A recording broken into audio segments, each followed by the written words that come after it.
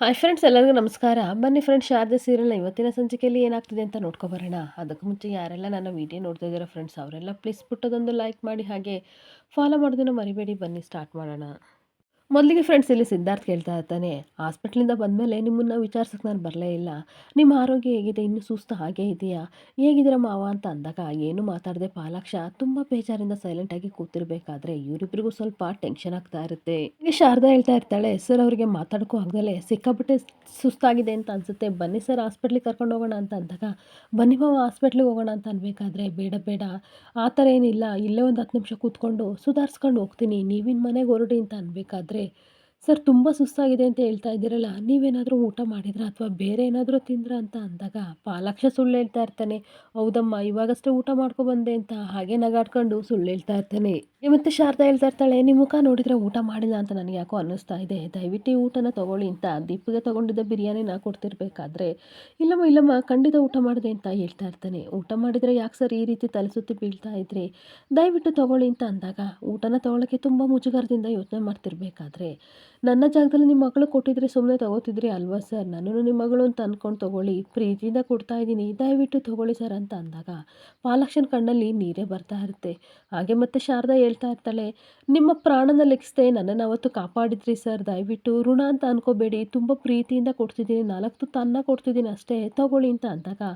ಸಿದ್ದು ಬಿರಿಯಾನಿನ ಇಸ್ಕೊಂಡು ತಗೊಳ್ಳಿ ಮಾವ ತಿನ್ನಿ ತಿನ್ನಿ ಅಂತ ಹೇಳ್ತಾ ಇರ್ತಾನೆ. ಹಾಗೆ ಊಟ ಕೊಟ್ಟು ನೀರು ಕೊಟ್ಟು, ನೋಡಿ ಮಾವ ಇಲ್ಲಿಂದ ಮನೆ ತುಂಬ ದೂರ ಇದೆ, ಆಟೋನೂ ಸಿಗಲ್ಲ, ಬಸ್ ಸ್ಟಾಪ್ವರೆಗೂ ನಡ್ಕೊಂಡು ಹೋಗೋಕ್ಕೂ ಆಗಲ್ಲ, ಒಂದು ಕೆಲಸ ಮಾಡಲಾ, ಆಟೋನ ನಾನೇ ಮಾಡ್ಕೊಬರ್ತೀನಿ, ಮನೆ ಹತ್ರ ಬಿಟ್ಟು ಹೋಗ್ತೀನಿ, ಬನ್ನಿ ಅಂತ ಅಂದಾಗ, ಬೇಡಪ್ಪ ನಾನು ಹುಷಾರಾಗಿದ್ದೀನಿ, ನಾನು ಹೋಗ್ತೀನಿ ಬಿಡು ಸಿದ್ದು ಅಂತ ಅನ್ಬೇಕಾದ್ರೆ, ತಪ್ಪು ತಿಳ್ಕೊಬೇಡಿ, ನಿಮ್ಮ ಕೈಲಿ ಆಗ್ತಾ ಇಲ್ಲ, ನಾವು ಆಟೋ ಮಾಡ್ಕೊಬಂದು ನಿಮ್ಮ ಮನೆ ಹತ್ರ ಬಿಟ್ಟು ಹೋಗ್ಲಾ ಅಂತ ಶಾರದಾ ಮತ್ತು ಸಿದ್ದು ಹೇಳ್ತಿರ್ಬೇಕಾದ್ರೆ,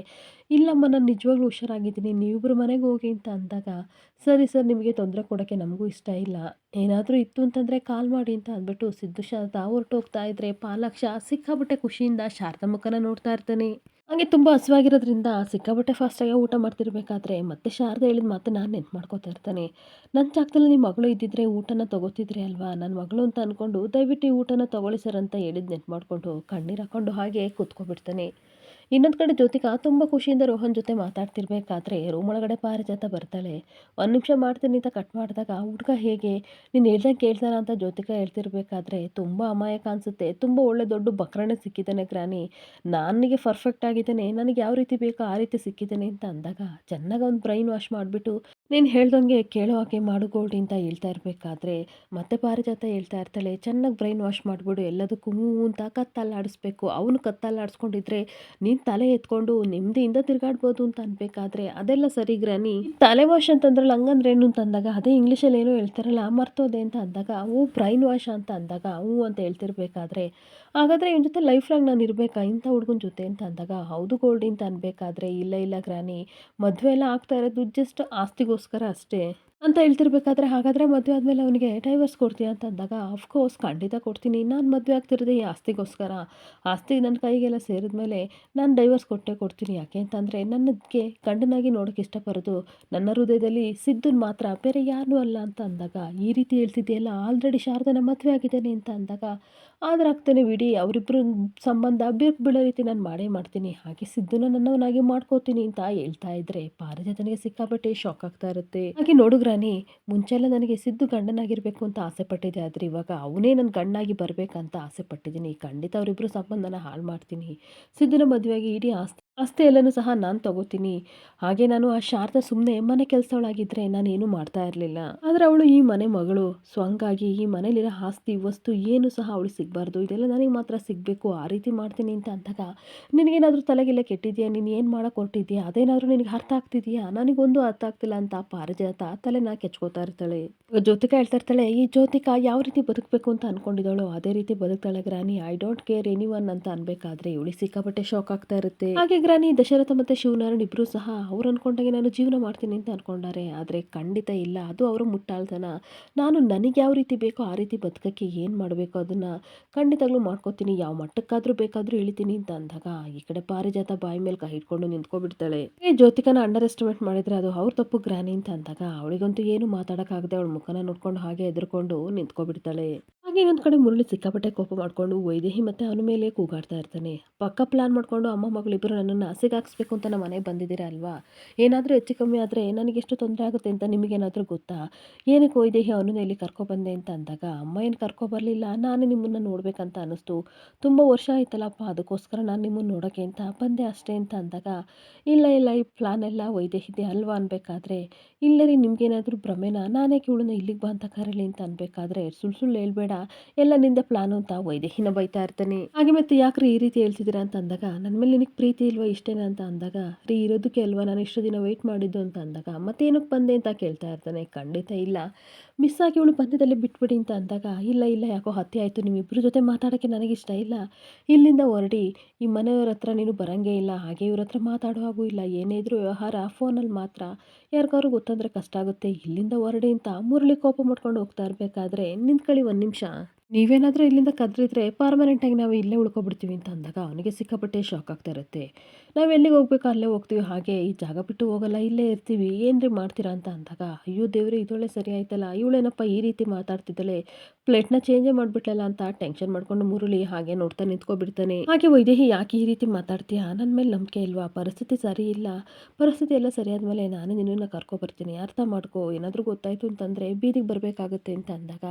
ಹಾಗಿದ್ರೆ ಸಾಯೋವರೆಗೂ ನಾನು ಗಂಡ ಇಲ್ದಲೆ ಇದೇ ರೀತಿ ಬದುಕಬೇಕಾರಿ ಅಂತ ಅಂದಾಗ, ಹಾಗಲ್ಲ ಬಂಗಾರ, ನನ್ನ ಮಾತನ್ನ ಕೇಳು ಪ್ಲೀಸ್, ಅರ್ಥ ಮಾಡ್ಕೊ ಅಂತ ಅಂದ್ಬಿಟ್ಟು ಮಗಳ ಹತ್ರ ಹೋಗ್ಬಿಟ್ಟು, ಎಲ್ಲರ ಮುಂದೆ ನಿನ್ನ ಮಾತಾಡ್ಸೋಕ್ಕಾಗಲಿಲ್ಲ, ದಯವಿಟ್ಟು ನನ್ನ ಕ್ಷಮಿಸು ಬಂಗಾರ ಅಂತ ಅಂದಾಗ, ಇಟ್ಸ್ ಓಕೆ ಅಪ್ಪ ಅಂತ ಅವನು ಹೇಳ್ಬೇಕಾದ್ರೆ, ಇಲ್ಲಿಂದ ಹೊರಡಿ ಅಂತ ಹೇಳ್ಬಿಟ್ಟು ಹೊರಟೋಗ್ತಿರ್ಬೇಕಾದ್ರೆ ಫೋನ್ ಬರ್ತಾ ಇರುತ್ತೆ. ಈ ಕಡೆ ಫೋನ್ ರಿಸೀವ್ ಮಾಡೋಕ್ಕೆ ಅಂತ ಮುರಳಿ ಹೋಗ್ತಿರ್ಬೇಕಾದ್ರೆ, ಕಟ್ ಮಾಡಿರಿ ಒಂದು ನಿಮಿಷ ಅಂತ ಅಂದ್ಬಿಟ್ಟು, ನಾಳೆ ಒಂದು ಲೊಕೇಶನ್ನ ಕಳಿಸ್ತೀನಿ, ಅಲ್ಲಿ ನೀವು ಬರಲಿಲ್ಲ ಅಂತ ಅಂದರೆ ನಾವು ಇಲ್ಲಿಗೆ ಬರಬೇಕಾಗುತ್ತೆ ಅಂತ ಅಂದಾಗ, ಎದ್ರುಕೊಬಿಟ್ಟು ಸರಿ ಆಯಿತು ಬರ್ತೀನಿ ಅಂತ ಅಂದಾಗ, ಮತ್ತೆ ಫೋನ್ ರಿಂಗ್ ಆಗ್ತಿರ್ಬೇಕಾದ್ರೆ, ಒಂದು ಇಂಪಾರ್ಟೆಂಟ್ ಕಾಲ್ ಕಣೆ, ಪ್ಲೀಸ್ ಅರ್ಥ ಮಾಡ್ಕೊ ಅಂತ ಹೇಳಿ ಫೋನಲ್ಲಿ ಮಾತಾಡ್ಕೊಂಡು ಮುರಳಿ ಹೋಗ್ತಾ ಇರ್ತಾನೆ. ಇನ್ನೊಂದು ಕಡೆ ಅನು ತುಂಬ ಬೇಜಾರಿಂದ ವೈದೇಹಿ ಹತ್ರ ಹೇಳ್ತಾ ಇರ್ತಾಳೆ, ಏನಮ್ಮ ನಿಮ್ಮಿಬ್ಬರು ಸಂಬಂಧ ಇದೇ ರೀತಿ ಇದೆ, ಸರಿಯಾಗಿದೆ ಅಂತ ಹೇಳ್ತಾ ಇದ್ದಲ್ಲಮ್ಮ, ಎಲ್ಲ ಆಗಿದೆ, ಎಲ್ಲಾಗಿದೆಯಮ್ಮ, ಇಲ್ಲಾಂದ್ರೆ ನಾನು ಇಲ್ಲಿ ಬರ್ತಲೇ ಇರಲಿಲ್ಲ, ಸಿಕ್ಕಾಬಟ್ಟೆ ಬೇಜಾರಾಗ್ತಿದೆ ಅಂತ ಅಂದಾಗ, ಬೇಜಾರು ಮಾಡ್ಕೋಬೇಡ ಬಂಗಾರ,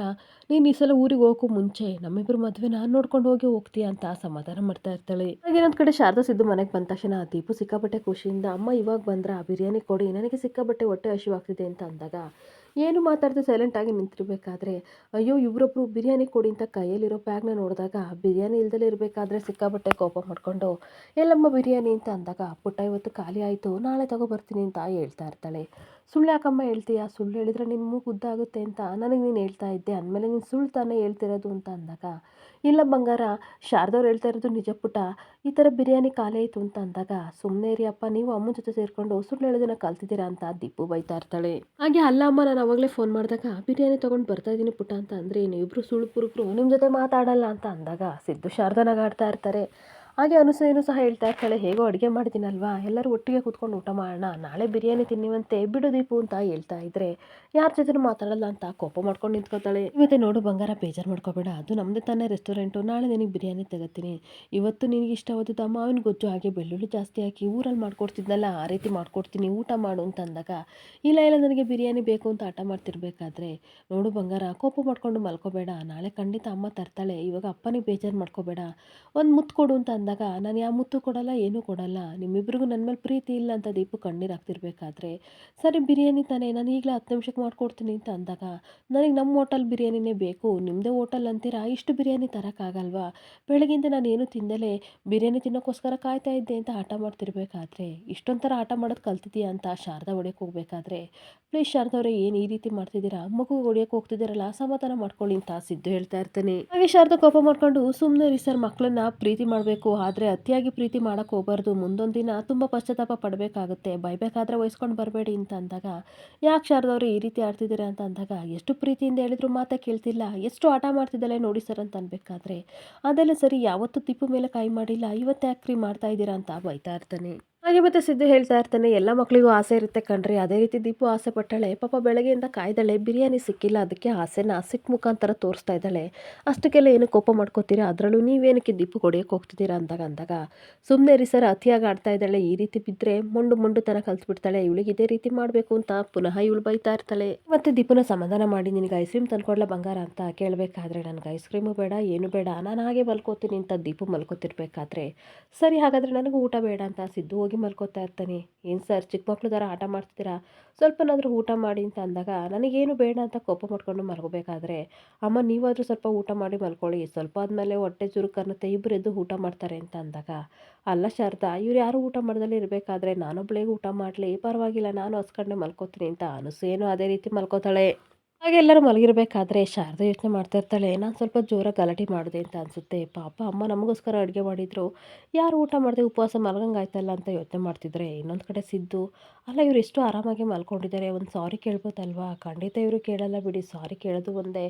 ಜಗತ್ತಲ್ಲಿ ಪ್ರಳಯ ಆಗೋದು ಒಂದೇ, ಹೆಂಗಸ್ರನ್ನ ಅರ್ಥ ಮಾಡ್ಕೊಳಕ್ಕಾಗಲ್ಲ.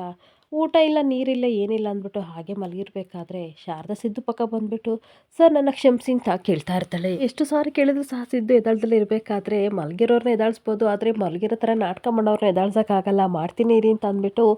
ಶಾರದಾ ಕಾಲನ್ನ ಕರಿತಿರ್ಬೇಕಾದ್ರೆ ದಯವಿಟ್ಟು ಕಾಲೆಲ್ಲ ಮುಟ್ಬೇಡಿ ಅಂತ ಸಿದ್ದು ಹೇಳ್ತಿರ್ಬೇಕಾದ್ರೆ ಶಾರದಾ ಸಡನ್ನಾಗಿ ಎದ್ದು, ನಾನೆಲ್ಲಿ ಸರ್ ನಿಮ್ಮ ಕಾಲನ್ನ ಮುಟ್ತಾ ಇದ್ದೀನಿ, ನಾನು ಇಲ್ಲೇ ಮಲಗಿದ್ದೀನಿ,